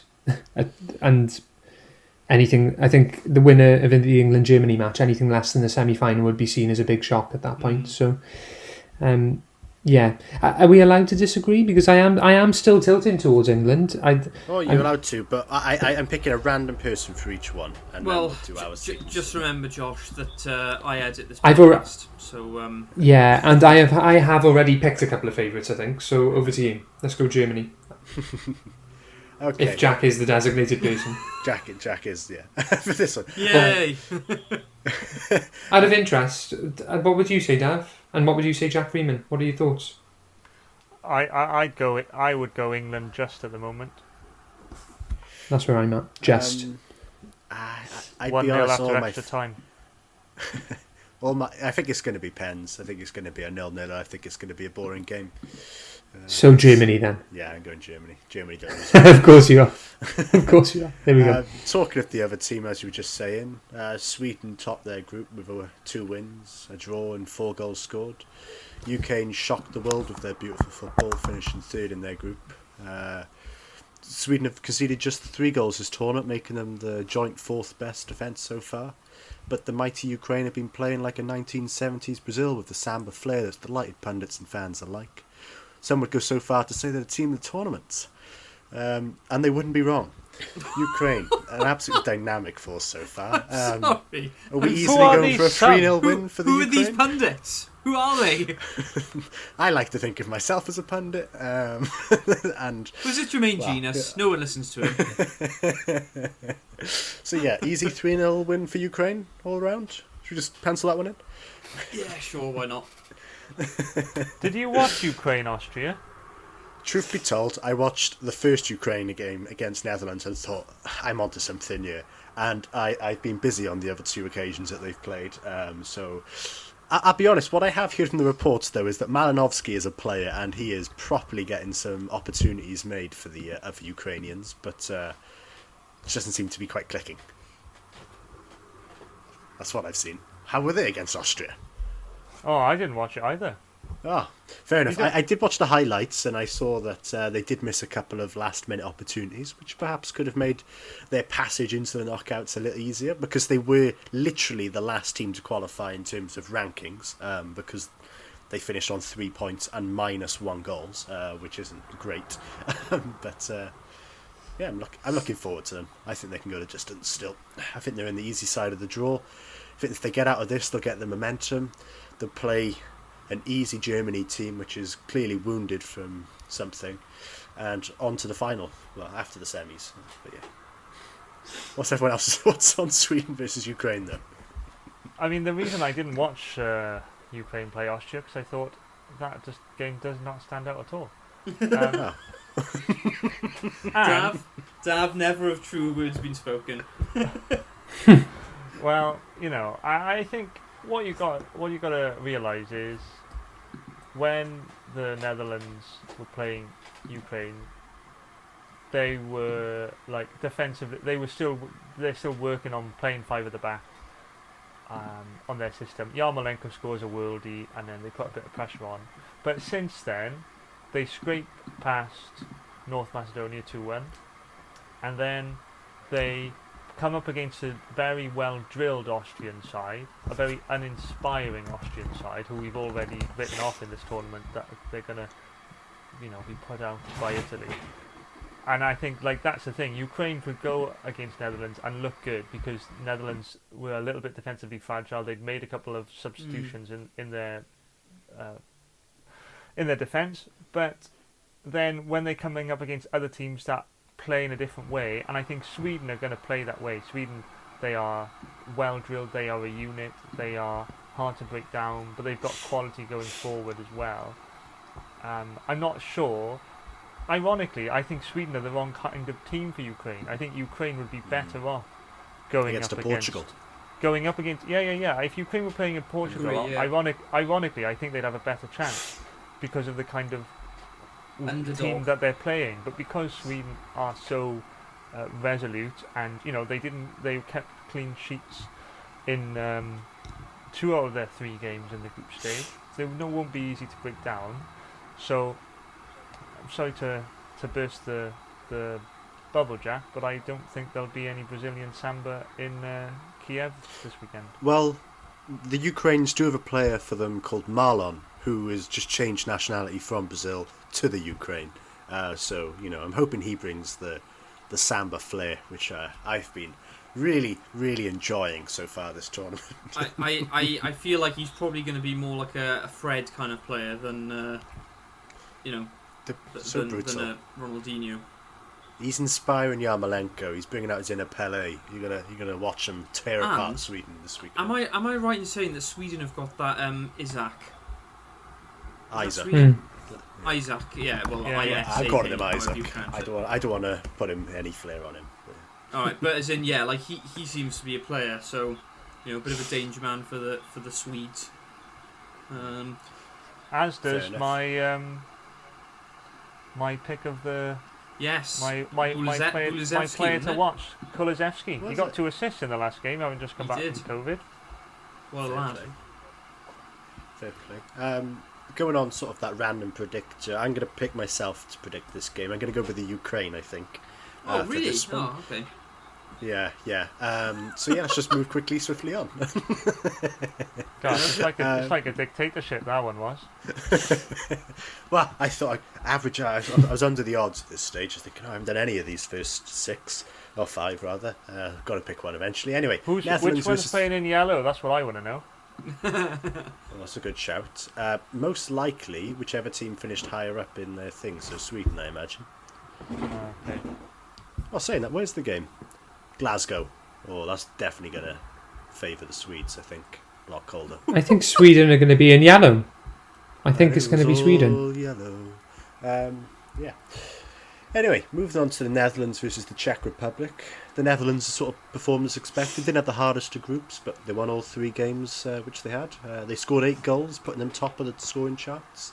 The Czechs have been one of the surprise teams of the tournament. Their quality of play is closely associated with sort of a 2007-2008 Derby County, but Patrick Schick has been scoring goals from all over the park. So it's very easy to underestimate these, and they could very well overperform.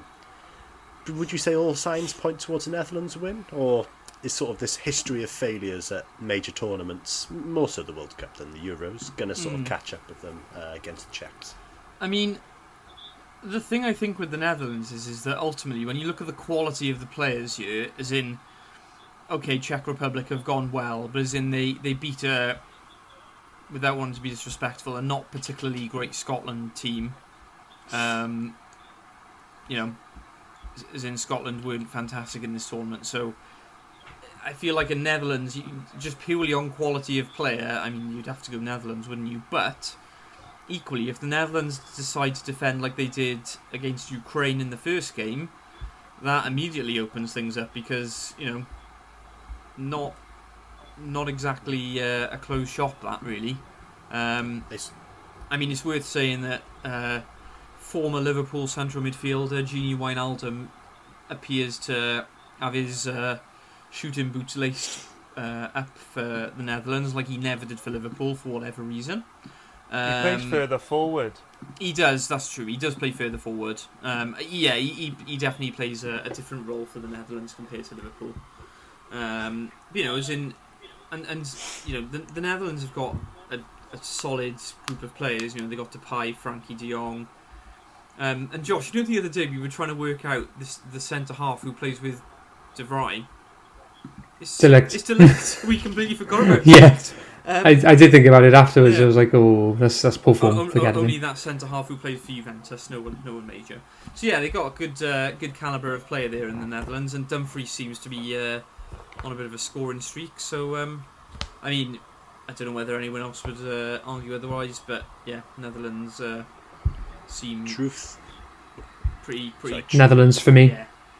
Truth be told, I watched the Czech Republic play Scotland, and my initial thoughts were I thought qualifying was supposed to weed out teams like these because the quality of play was left lacking a lot.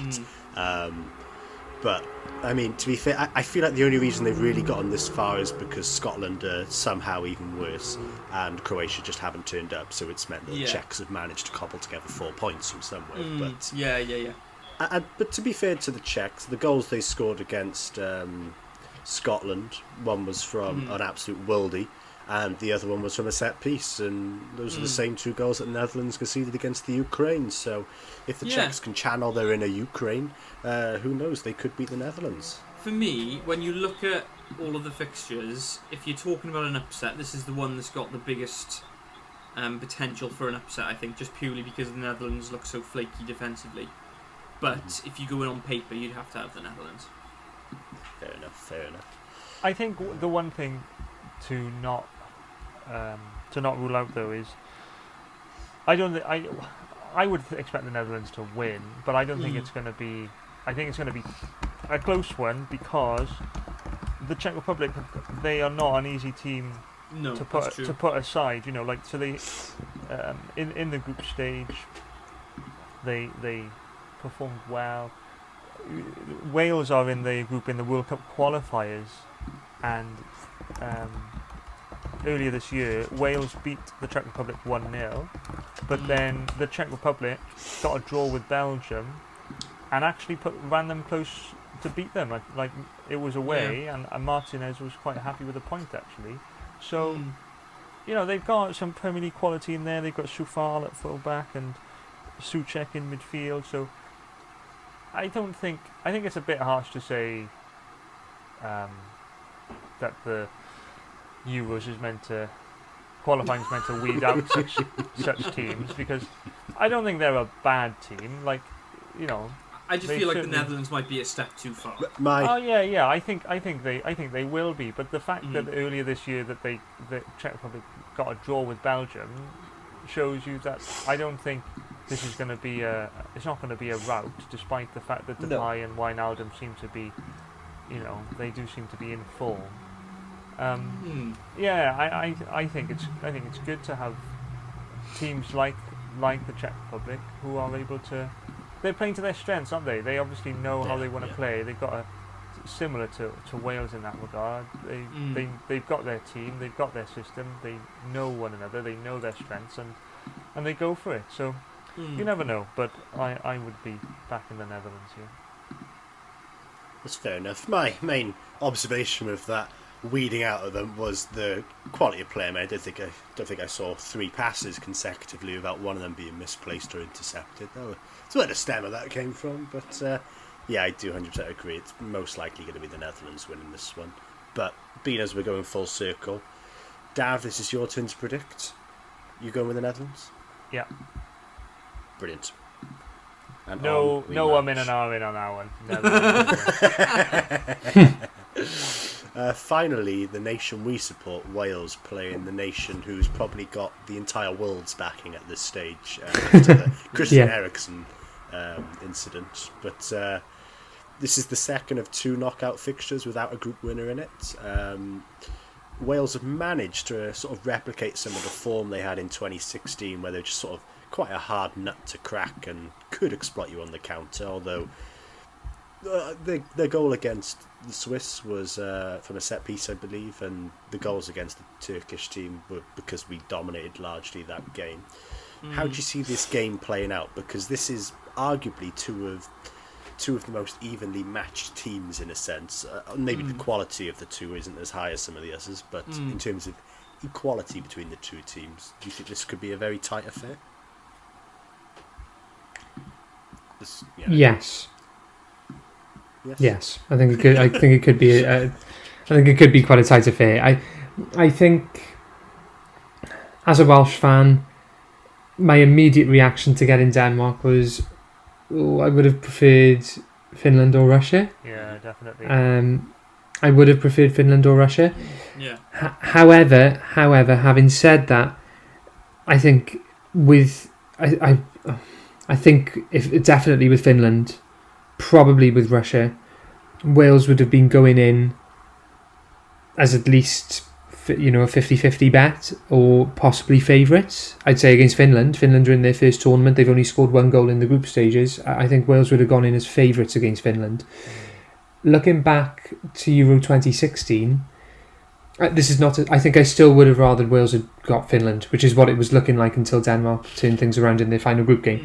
Having said that, you rewind 5 years, and again we discussed this, off podcast the other night, didn't we?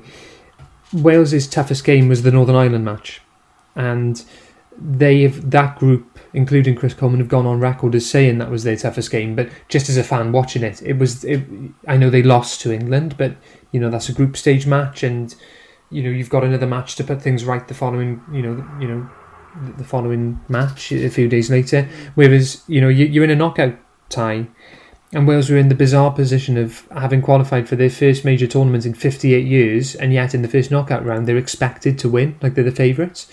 And I do think it suits Wales being underdogs, or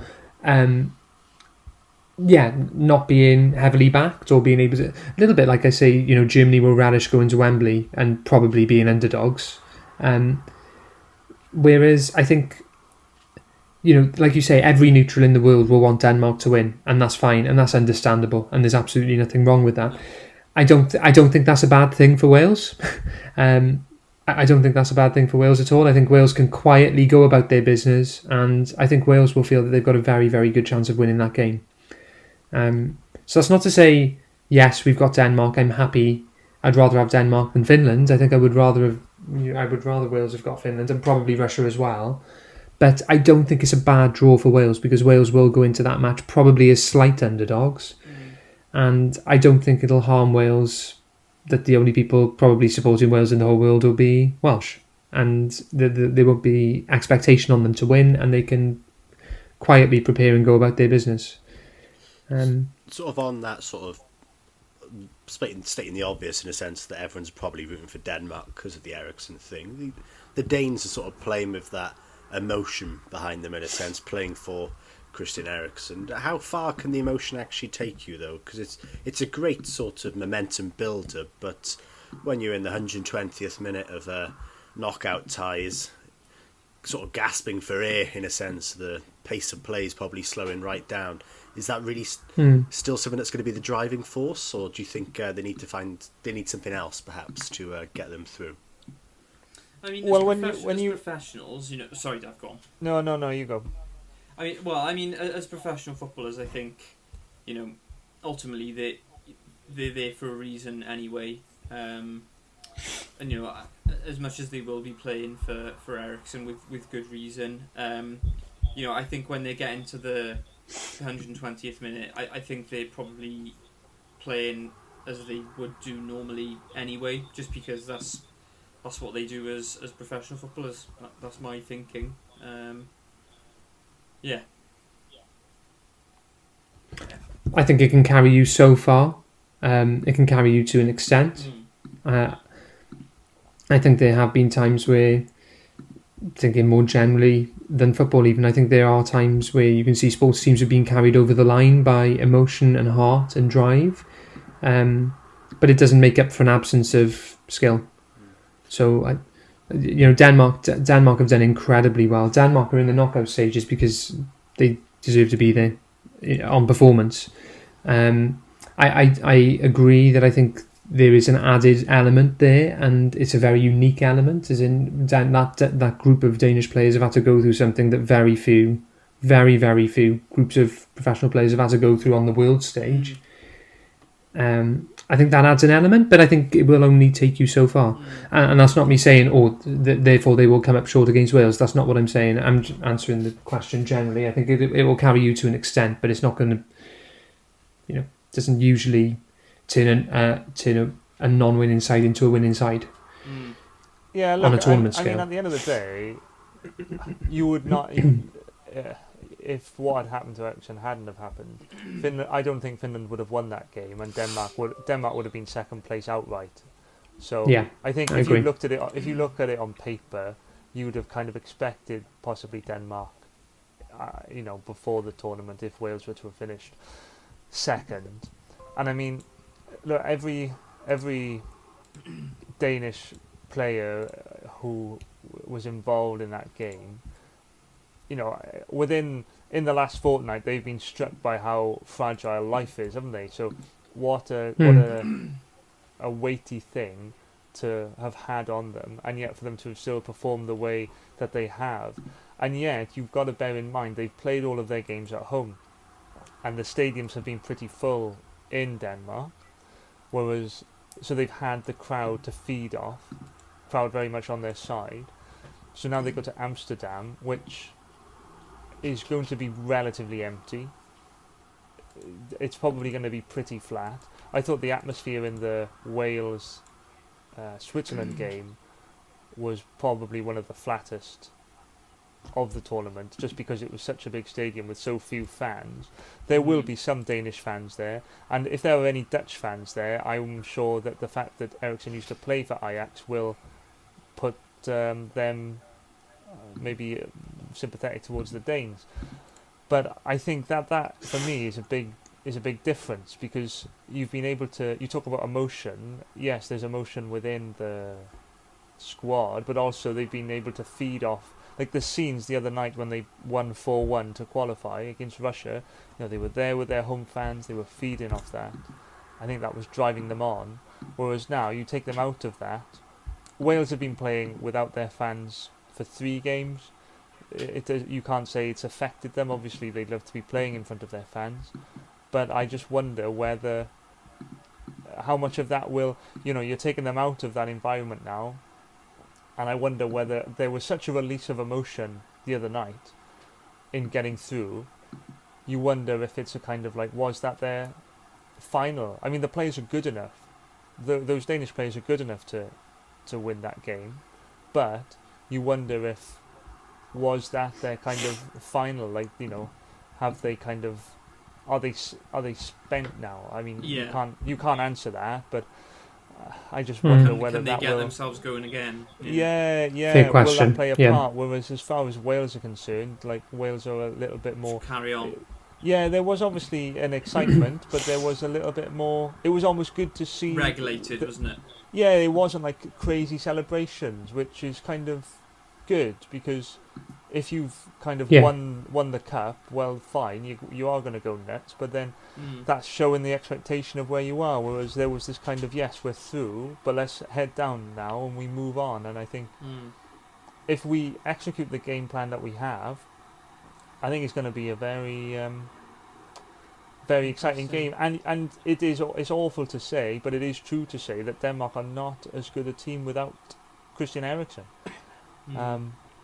So they've changed their system. They've gone, instead of playing 4 at the back, they've gone 3 centre backs with wing backs. So they've had to change the way that they play as well. And so, coming up against Denmark, coming up against Belgium in Denmark, they were really feeding off what had happened in the last couple of days.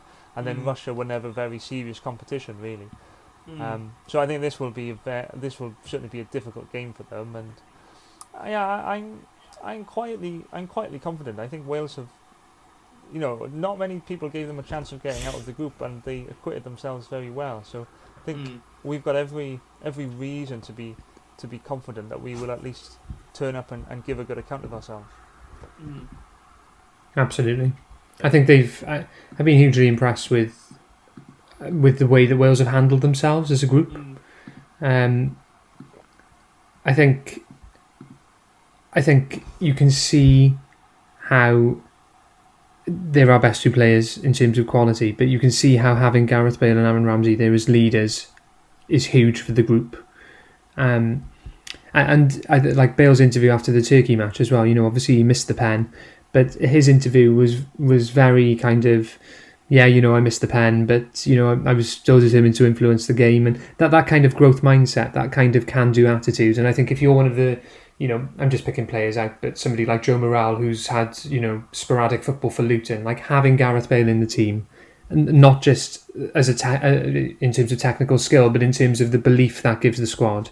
But I also think that Rob Page has handled the group really, really well, and I think, I think they've acquitted themselves very, very well through the group stage. I make, I think the world will make Denmark slight favourites. I think Wales have got every chance of going through. Every chance of going through. So who are you picking, Josh? Wales. I'll put that down. I'm picking Wales. I think, I haven't checked the bookies. I think the bookies would have Denmark slight favourites, and I think that would be fair. I'm picking Wales. I think he'll revert to type in terms of. I think you saw, didn't you? We discussed pre-tournament. What's he going to do? Is he going to play wing backs, or is he going to go back to a 4 at the back? More of a 4-3-3. And in the warm-up games he played those wing backs, but he reverted to type, didn't he? And there was a lot of like Rob Page doesn't seem to favour Kiefer Moore. If you looked at the percentage of Rob Page's matches in charge where he picked Kiefer Moore to start up front, it was actually quite low. Whereas, the moment we hit the tournament, Kiefer Moore's straight back in the team, and you almost think that's probably, with hindsight, that's probably what he was always planning to do anyway. And the wing backs was probably, a little bit of experimentation, a little bit of, widening our game. Look, we can play this way as well. He went wing backs against Italy. I'm not sure it fully paid off. I think we by not going man for man in midfield, I think we kind of doomed Joe Morrell and Joe Allen to being, passed around in triangles all match. And I think we struggled to get on terms in that area, and that meant that Italy dominated. But I think I do see him going, when I say reverting to type, I think what he did in the first match against Switzerland kind of then put on paper, look, now that we're here, now that we're in the tournament, now that it's serious, this is not a warm-up anymore, this is what I'm going to do. And I that is what I expect him to do again against Denmark. And to be honest, I expect him to pick the same team he picked in the first two matches. Your thoughts? I'd agree. Yeah, I wouldn't change it. I know some people would argue bring in Nico Williams, bring Ben Davies over to centre back instead of Chris Mepham and play Nico instead. But it's hard to criticise Chris Mepham too much, really. Even though he probably isn't the strongest defender in that back four, but they've obviously, if you've got a back four that knows one another, you don't want to mess with it too much. So I think that you've got to pick that same team again, and you've got those same Harry Wilson, David Brooks coming off the bench, bringing us some fresh legs with 20 minutes to go. It's that same. I wonder if Ampadu hadn't been sent off, whether you'd be looking at him starting in midfield instead. But that question's been answered now, and I think Allen and Morrell, they start there again. Yeah. Yeah. I'd agree. And I think that would have been... That was one of my questions. And like you say, Ampadu, I think the first match came a little bit soon. If timing had been different, I think Ampadu probably would have possibly would have started. I think he's a brilliant player. I do think Joe Morrell has gone very, very well. I think the Italy match, I think both he and Joe Allen struggled, but you're playing two against a very, very high quality midfield three, and it is difficult to then get on terms in the middle. You're kind of seeding that man in the middle, aren't you, to go to three at the back with wing backs. But I was hugely impressed with Joe Morrell against Turkey. Thought he was one of our better players. So I agree. I think that, like Dav says, that's probably taken a talking point away, isn't it? Ampadu's red card, but I do think that Morrell. I think Allen has struggled a little bit more than Morrell. I think, but then Allen's not had a lot of football coming into the tournament, has he? The France game, the France warm up was really, first time he played for Wales in I don't know how long. But I think they've gone well, and yeah, like I say, I don't see a reason to make a change. Truth be told, I underestimated that Welsh defence. They've been better than I thought they were going to be. Joe Rodon in particular has been very good. Well, I've been telling you this for how long, Jack? But when Ukraine win this whole thing... It's very true. Very true. Very true. Rodon's been impressive, isn't he? I think. Absolutely. Like Dav said, it's hard to criticise Mepham as well, but I think Rodon's emerged as not emerged. I think it's been clear for a while how talented Joe Rodon is, but I think Joe Rodon is very clearly the leader there, isn't he? And he's done very well. I agree. Fair enough. So, I'm not going to go through every single tie and ask each.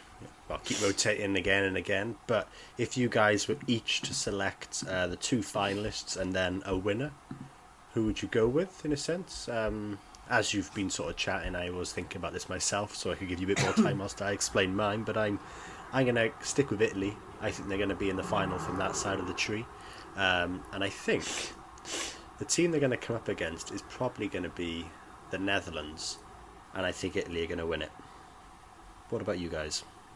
Should we start with Josh? This is tough. I think it's really tough to pick out of that top half of the draw. I mean, it could be Belgium or Portugal or Italy or France for me. I dream of Wales going deep into the tournament. I think Wales can get through to the quarters, and then when you get into that stage of the tournament, anything can happen. Looking at the draw, I'm going to say France-England. I think England should beat Germany. That's not necessarily to say that they will. Can I hedge my bets and say the winner of England and Germany? I think whichever one of those wins that match, the draw opens up for them, for me. So I'm going to say from the bottom half of the draw, whoever wins out of England and Germany, and I think I have England slight favourites there. From the top half, I am kind of banking on France finding top gear. I think when France find top gear, I think France are still tournament favourites. If they don't, Italy look the best team in that top half of the draw. So Italy, England, France, Germany, any one of those combinations. France, England. And who's winning? France. That was my pre-tournament, and I still think if they hit top gear, France will win. What about you, Dav? Yeah, I still think I would stick with France to win it overall. It's just, I just taken a quick look at it again. It's so one-sided on the draw, isn't it? Like if things went as you expect, your quarter-finals could be Belgium versus Italy and France versus Spain. Like in an alternative universe, those are finals in themselves, aren't they?